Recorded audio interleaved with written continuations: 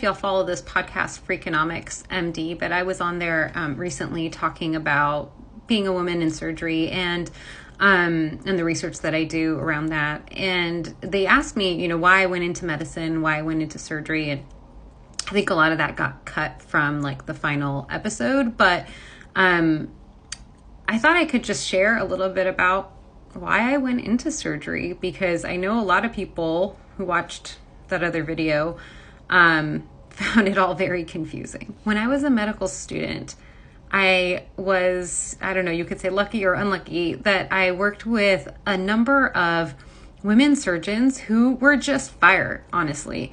And these were the intern on the service when I was on a rotation, second year residents, third year residents, and faculty. And they were funny. They were smart.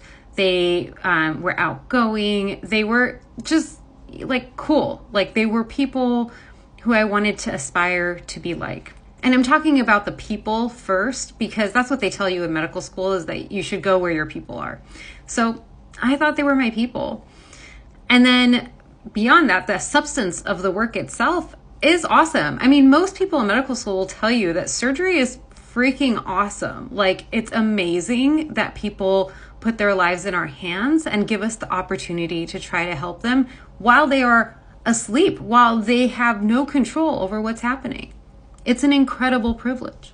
And it's super satisfying. So like, if from the physician perspective, if you have a patient who comes to the emergency room with appendicitis, we can take that patient to the operating room, take out their appendix in like 20, 30 minutes, and their pain is gone, just like that. Like, what is better than that experience and being able to offer that to people? I also really loved the atmosphere in a lot of the ORs that I was in during the time that I was a medical student.